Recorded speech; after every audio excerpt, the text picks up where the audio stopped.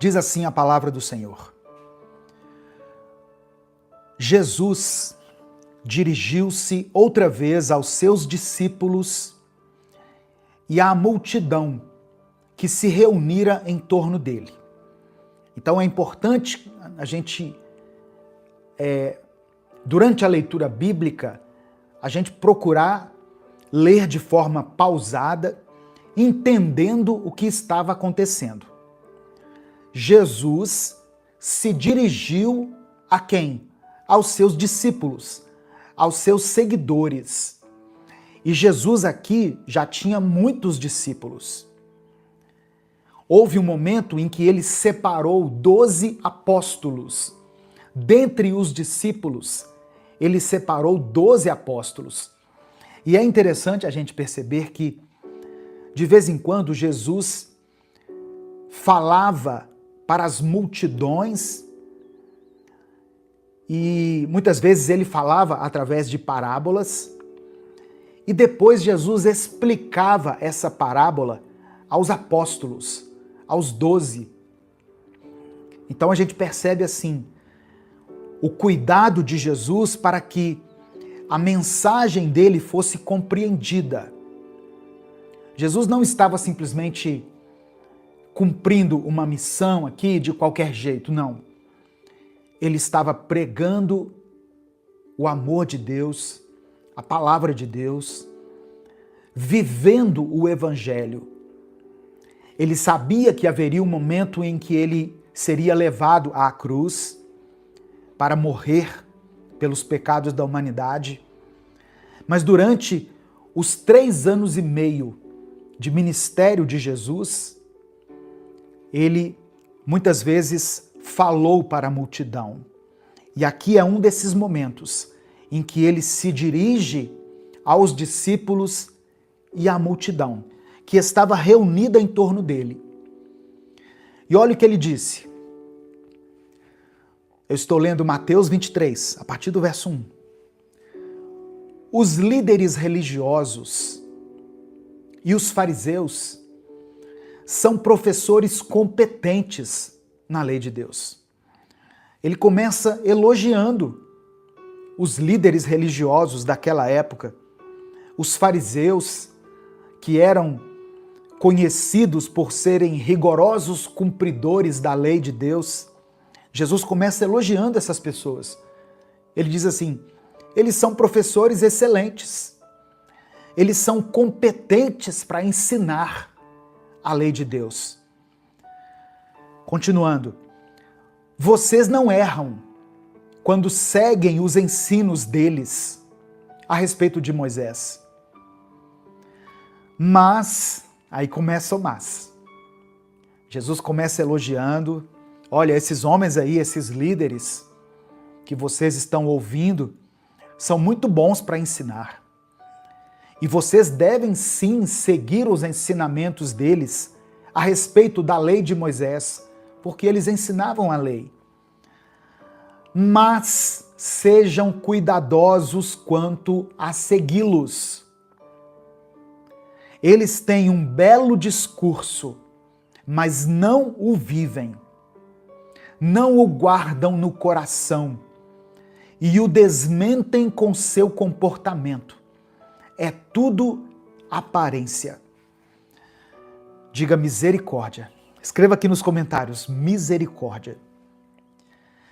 Jesus estava denunciando os líderes religiosos daquela época. Se a gente for trazer para os dias de hoje, para os nossos dias, era como se Jesus estivesse denunciando os pastores, os apóstolos, os bispos, as pessoas que ensinam a palavra de Deus.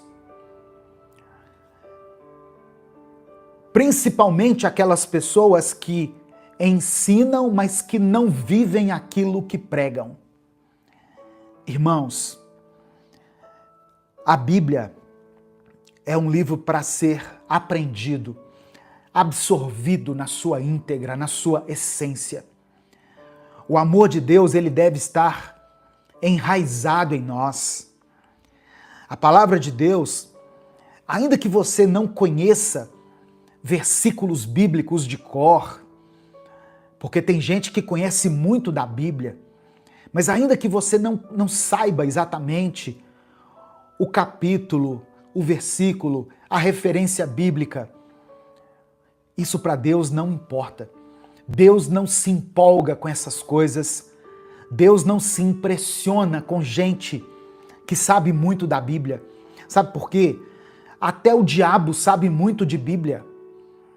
Quando Satanás tentou Jesus no deserto, Satanás usou a palavra. Satanás tomou posse da palavra, ele fez uso da palavra para tentar fazer Jesus cair em tentação, mostrando para nós que o diabo conhece a Bíblia. Talvez conhece melhor do que você e eu.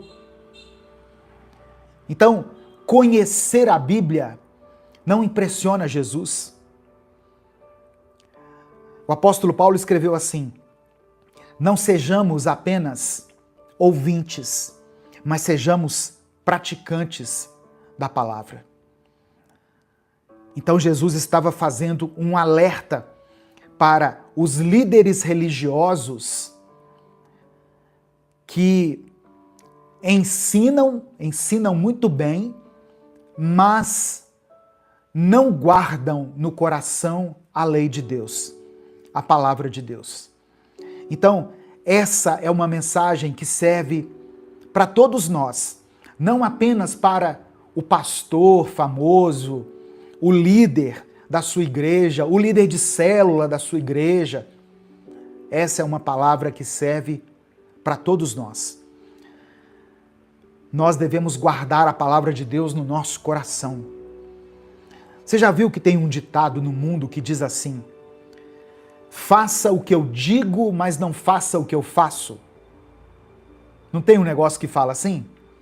Faça o que eu digo, mas não faça o que eu faço. No reino de Deus é diferente. No reino de Deus, você precisa dizer: faça o que eu digo e faça o que eu faço. Imite o meu comportamento. Olhe para mim e veja Cristo nas minhas atitudes, nas minhas palavras. O apóstolo Paulo também escreveu: sejam meus imitadores, assim como eu sou imitador de Cristo. Então isso aqui é muito sério, irmãos. Eu sei que tem pessoas que, quando sobem no púlpito, parece que elas se transformam em um personagem. Você já teve essa impressão? O pastor está ali brincando com os irmãos e tal, normal, né? Tá lá no futebol, tá lá no churrasco. De repente, quando pega o microfone, parece que ele eu não vou falar a palavra aqui, possuído, né? Mas parece que ele é tomado por uma personagem. E ele se modifica totalmente e você fica olhando aquilo pensando: meu Deus, o cara estava aqui conversando comigo agora há pouco, agora está lá em cima, cheio de coisa, cheio de pompa. Como se isso impressionasse a Deus. Sabe quem que se impressiona com isso? Nós. Nós nos impressionamos com a performance dos pregadores. Nós é que nos impressionamos com a eloquência das pessoas, com a oratória. Mas eu quero dizer para você que essas coisas não impressionam Deus. O que impressiona a Deus é uma vida reta, é uma vida de santidade. Deus não está preocupado, Deus não está impressionado com essa palavra aqui que eu estou pregando para você. Deus não está impressionado com isso. Deus se impressiona quando eu sou um bom marido aqui dentro da minha casa. Deus se impressiona comigo, Deus se agrada de mim quando eu sou um bom pai para os meus filhos. Quando eu assumo a minha posição de sacerdote no meu lar. quando eu vivo aquilo que eu prego, quando eu faço bem para as pessoas, quando eu levo uma vida de oração, quando eu faço caridade, quando eu dou o meu tempo, quando eu tenho um tempo de qualidade com a minha família. Essas coisas sim agradam a Deus e impressionam a Deus. Ensinar a palavra de Deus para as pessoas requer muito mais do que palavras, requer atitudes. Por isso que Jesus disse para os 12 apóstolos: vão e façam discípulos. O que significa a palavra discípulo? Seguidor. Jesus não disse: vão e façam pessoas que conhecem muito a palavra de Deus. Não, não é isso. E conhecer a palavra de Deus também não é pecado. Eu fiz um curso de teologia para melhorar o meu entendimento das Escrituras. A minha esposa é formada em teologia.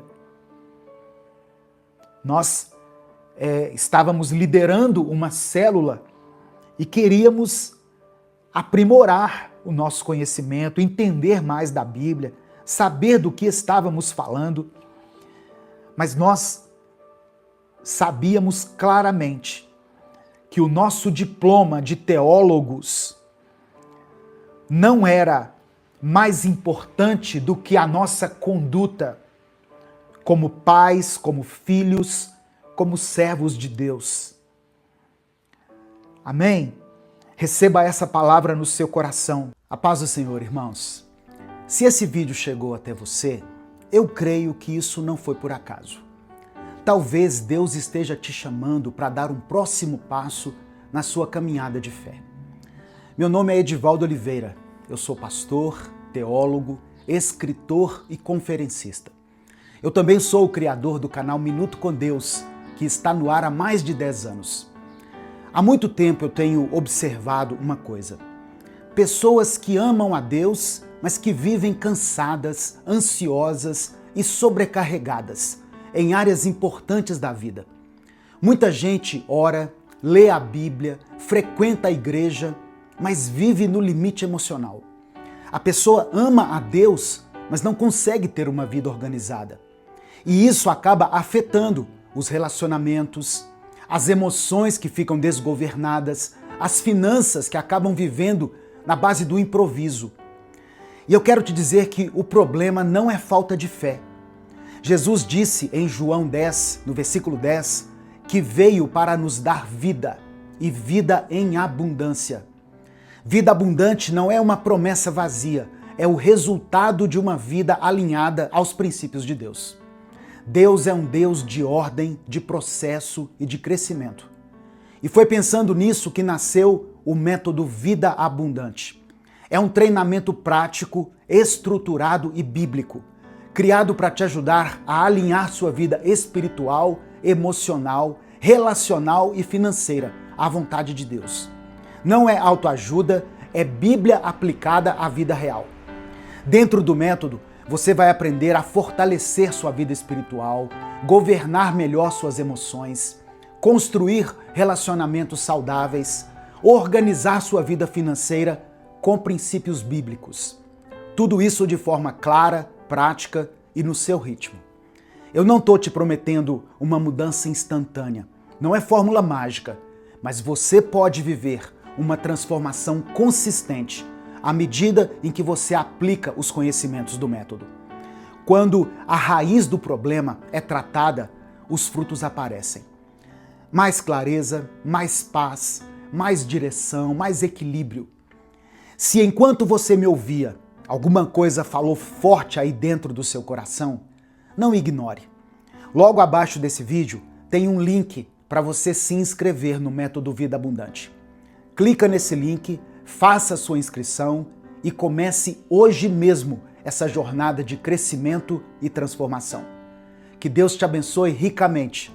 Eu espero caminhar com você nessa jornada.